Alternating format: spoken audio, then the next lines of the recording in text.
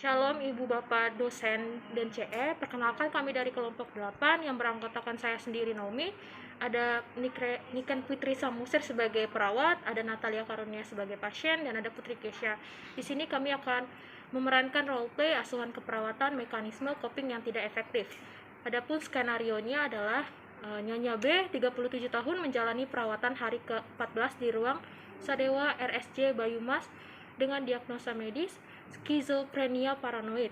Pasien mengamuk di lingkungan rumah. Saat diobservasi, tampak penampilan Nyonya B rapi, tampak semangat dan terlihat segar. Setelah menjalani sesi perawatan 3 hari yang lalu, Nyonya B mengatakan sudah dapat tidur lebih nyenyak, mulai terbuka untuk menceritakan kegundahannya kepada perawat dan di dalam kelompok kecil ibadah. Ia mengatakan menyesal sudah meminum alkohol dan merokok ketika sedang marah, dan merasa tenang ketika bermain gitar dan bercanda dengan temannya. Namun, Nyonya B mengatakan masih berat untuk terbuka bercerita kepada suami dan orang tuanya karena malu akibat PHK yang ia alami dan takut menyusahkan mereka.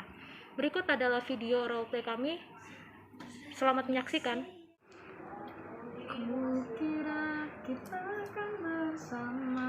Halo semuanya. Halo bertiga. Kelihatannya lagi nyantai nih. Lagi nyantai lagu apa sih? Lagi nyanyi lagu Tulus yang lagi viral itu loh, Sus. Wah, ternyata ibu-ibu ini juga tahu ya tentang lagu itu. Iya, tahu dong. Tahu lah, Sus. Tiap hari kita putar loh pakai speaker sore-sore. Iya, kan juga baru habis mandi kan, Sus. Terus ya kita nyantai-nyantai lah bareng teman sama yang lain. Sambil cerita-cerita juga sih sebenarnya. Wah, seru banget ya. Iya nih, Sus. Bel, ya Sus, tapi kayaknya aku mau makan dulu deh, makan sore sebentar. Bella, kamu udah makan? Udah dong, tadi Oh, sebelum udah. mandi sore. Udah deh kamu Sus, makan tapi aku dulu makan nih. dulu ya Sus. Ya udah, makan Ntar dulu kita aja. Nanti lanjutin lagi lagi ya. nyantainya. Iya. Oke, makan dulu. Nanti suster boleh ceritain dulu Iya, sama iya. Bella.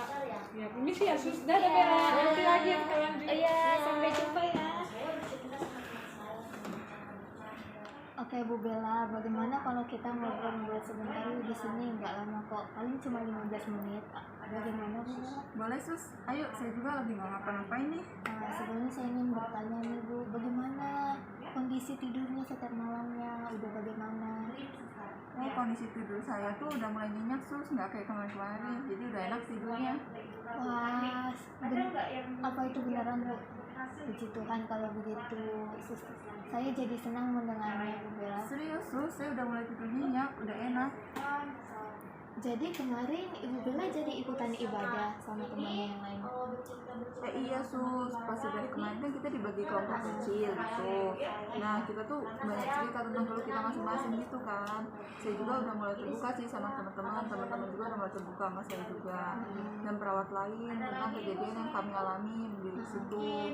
Nah tapi tetap aja kalau sama suami saya sama keluarga saya malu mau bercerita itu Sus. Oh iya. Oh seperti itu ya Bu Bella. Kalau boleh tahu, Ibu sampai saat ini merasa malu untuk bercerita dan terbuka pada keluarga Ibu ya. Memang apa yang Ibu Bella pikirkan? Kalau boleh, Ibu boleh ceritakan kepada saya kok. Jadi gini Sus, ya saya tuh berat kalau masih harus cerita ke suami dan keluarga saya. Saya malu karena saya di PHK kan. Nah saya juga gak mau nyusahin mereka karena saya tuh merasa kalau saya tuh jadi beban, udah gak ada penghasilan, saya nyusahin mereka.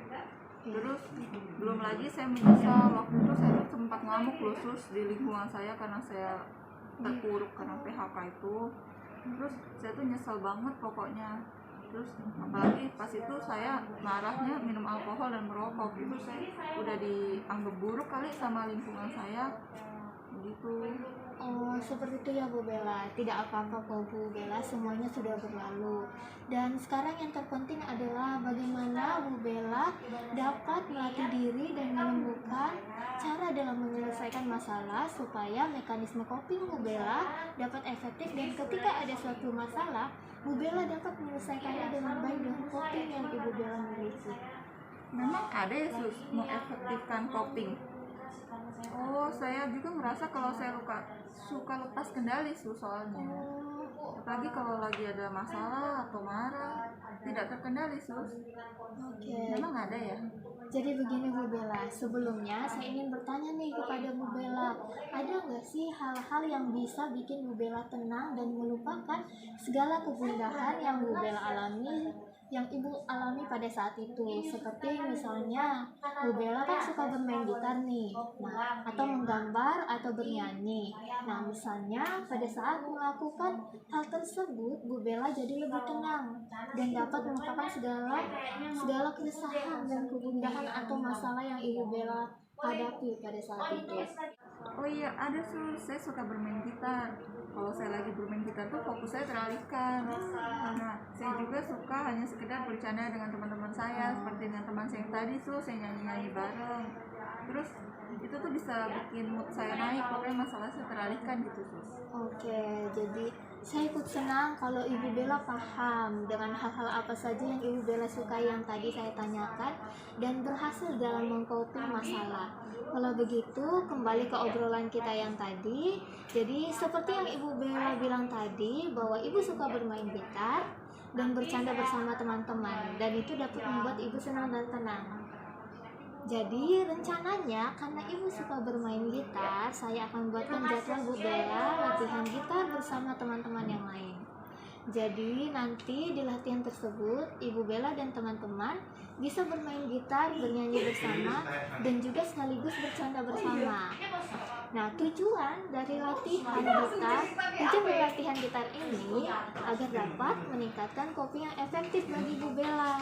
Jadi ketika nih misalnya Ibu menghadapi suatu permasalahan, Ibu mempunyai coping efektif yang baik untuk Ibu sendiri, sehingga kejadian seperti yang kemarin yang Ibu tadi ceritakan mengamuk itu di lingkungan rumah tidak akan terjadi lagi, karena Bu Bella tadi sudah memiliki coping yang efektif dan baik. Jadi bagaimana Bu Bella, apakah Ibu Bella mau?